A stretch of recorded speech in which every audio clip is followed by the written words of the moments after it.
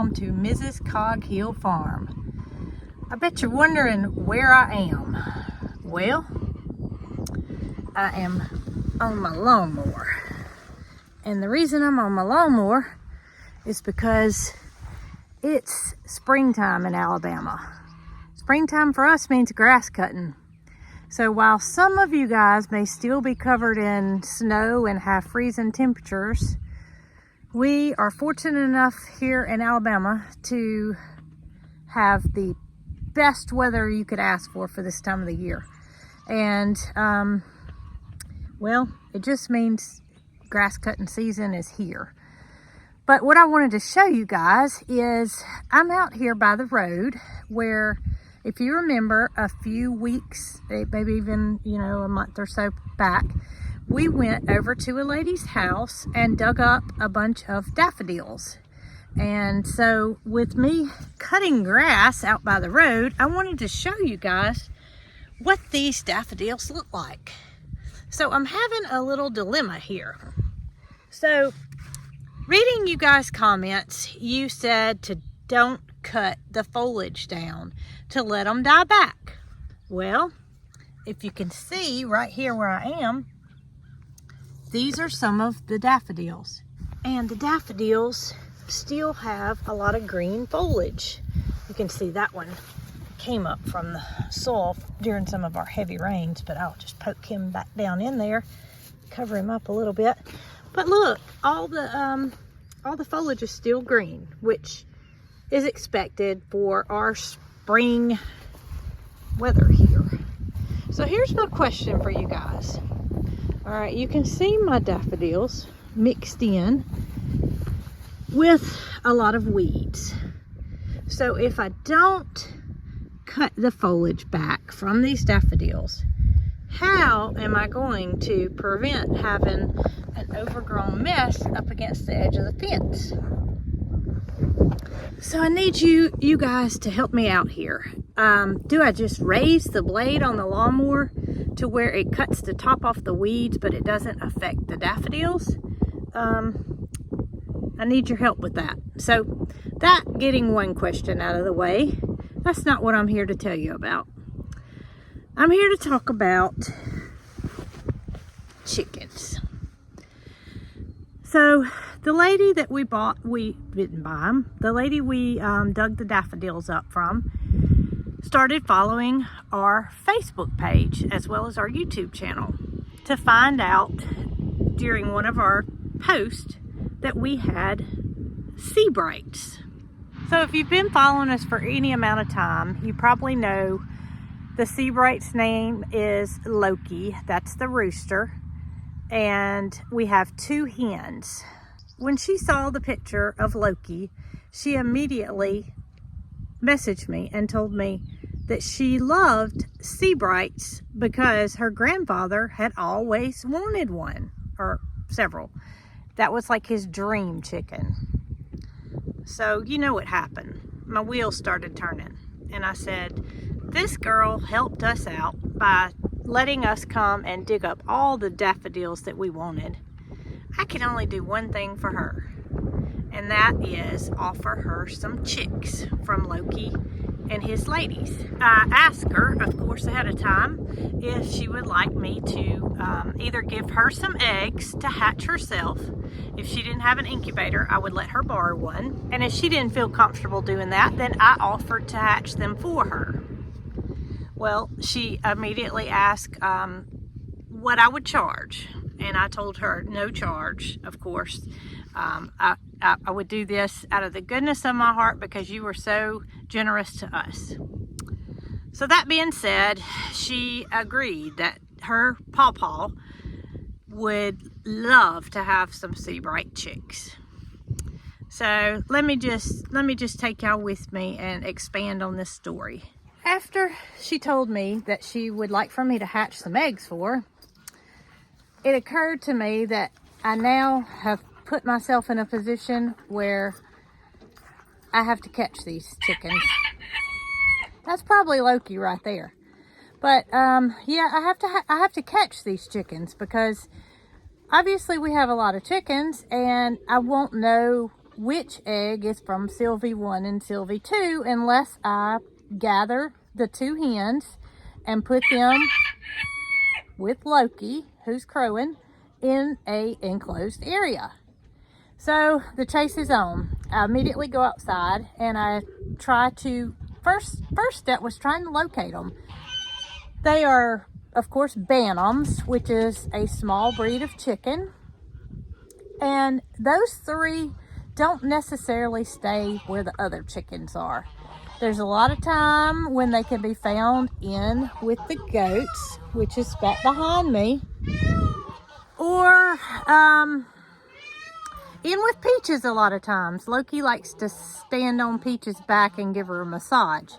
So I came outside and I thought, well, I'll just, I'll catch them and I'll put them in this little coop that's behind me, so I can in turn gather their eggs. So with no success, I went back inside to find Marycarl, who asked me what I was doing. And I said, well, I was trying to catch Loki and Sylvie 1 and Sylvie 2 because the lady that we got the daffodils from wanted me to hatch her some chicks for her pawpaw, who always wanted sea brights but never has been able to find any.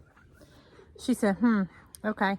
So nothing else being said, Marycarl comes back in and said, Mom, I caught your chickens.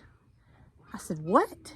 She said, I caught your chickens and I put them in that little brown coop in the back by the goat pen. Well, we hadn't even talked about where we were going to put them, but thankfully she had the knowledge to know that I needed them to be in a coop where I could in turn have them all together and collect the correct eggs from the correct hens. Now I've got Sylvie 1, Sylvie 2, and Loki in the coop. Well, I knew to not immediately start gathering eggs. So for the first few days that they were cooped up, I discarded any eggs that were laid. So that way I would know that I was getting Loki's offspring. Well, let's just see how that turned out. Okay, so before I show you what has hatched, I need to move the silkies that are in the brooder to another level in the brooder, which is the top that has the grow out pin, meaning it's taller. You can see that little 4 inches added to the top. So Marycarl's gonna help me. Are you gonna push them to the front or you want me to? Push them back here and I'll grab them. There's Lola. I really wanted to show her. Yeah. All right, so I'm gonna shoo them towards the back. At least I think I am. And you're moving them up top, right? Yeah. All right. Almost had it. Let's see. Just scoot them back. I'm gonna scoot them back. Three wide. Is that all white? Yeah. Okay, 3 wide. One black. We've got to move to the top. Hey, beautiful babies. And they can stay in here until the temperatures are a little bit warmer, and they need to be bigger before they go outside. And this will allow them plenty of room to grow, and they'll be fine in here. There's no heat in here. They don't need it. At this point, they're fully feathered. But they're precious. Aren't they though? So we can leave the silkies in here, and then the bottom area, I am going to put the little sea brights in. And y'all are in for a surprise. Y'all hear that? This is what I've been waiting to show you guys. So here I am in my master closet where the incubator is, and I just want to show you guys what I hatched. So I didn't just gather, 3 or 4 eggs, because I was thinking I would probably get a 50% hatch rate. As you guys know, none of my goslings that I incubated hatched except one, and that was Cheese. So after seeing what happened with him or her, I decided that I would do best if I gathered lots of eggs. So I did just that. I let 13 eggs be laid before I started gathering them. And I in turn came and put them all in the incubator. Show you what hatched. You can hear them, but you can't see them yet. I think I need to clean my glass since I no longer have anything that's being incubated. Okay. Do y'all see anything strange yet? Anything strange yet? Whoa. Whoa. Look at y'all. It appears you're all black. Most of you have a little gold on you because your mother is a golden sea bright. But I don't think Loki was the daddy to all of y'all. Something's telling me Loki's not your daddy. And what's giving it away is this little feature on their neck. Do y'all see that? There are no feathers on 3/4 of the chicks' necks. That means Loki is not your daddy. So I'm gonna go and get these guys set up in the incubator. Marycarl just moved the silkies to the grow out area of, I said move them to the incubator, to the brooder. Marycarl moved them to the grow out part of the brooder, which means there is no heat in the area. And these little chicks are gonna need heat. First week is gonna be 95 degrees, then we'll go down 5 degrees each week from that. But you can see what happened. You can see that Loki was not the daddy. So upon doing some research, I found out that a hen can hold another rooster's fertilization for up to 14 days. So you know what that means? I see you eating your eggshell. You ready to get on your starter? That means, and I'm going to go outside and show you, that your daddy is probably redneck. Now here I am. Uh-oh, that scared them. Out in the garage where these little babies will be until the lady is able to get the ones that I feel are full-blooded. I feel this one right here. I feel that's a full-blooded sea bright. And what I'm gonna do is just take her or him out and just dip its little beak into the water so it gets its first little drink. And I do have my pebbles in there, my rocks, to keep the chick from drowning because they are very small bantams. So they need a little help with that. Let's see if I can't find one more that I believe is I believe this one may be a 100% sea bright. And again, just gonna dip its little beak and let it get its first drink. And you can see that it has had its first drink of water. I just want to see how many actually don't have a naked neck. This one does not. Get your little first drink, baby. There you go. Uh-oh, you don't need to come back out. Here's number 4. I believe this one's going to be a sea bright. Number 5. Another one. See if we can't see any of that copper. That's number 6. So 6 out of 13 are the only ones that are not the naked necks. So I have 7 naked necks. She did say that her pawpaw probably would not want the naked necks, which I totally understand.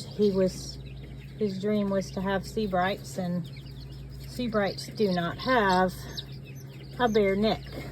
But is that not amazing?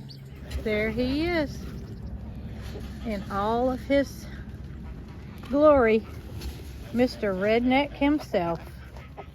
Redneck, you got 7 little children in there that I really didn't know where they came from initially, but kind of had to do some investigating to figure it out. But yeah, you did good, boy. You got 7 children. Oh, Bandit. Goodness, baby. I'm not sure if you guys learned anything today or not, but I did, and I'm just truly amazed that a hen can be exposed to a rooster up to 2 weeks prior and produce another rooster's offspring. I'm just amazed. But she said she's happy with the 6. So that just means that I have 7 additional chicks to add to our menagerie here on our farm. Right, Rocky? Yeah, that's right. So I hope you guys enjoyed this episode of Mrs. Cog Hill and Victorian Crown Pigeons. I will tell you guys that there has not been an egg laid, but the weather's getting warmer. The nest is about the same, but I'm getting close to needing to possibly take the plastic off, and I'm thinking, I'm hoping, I'm praying that when that happens, that may indeed be the deciding factor on her time for laying an egg. So I hope y'all enjoyed, and me and the boys will be here for you next week.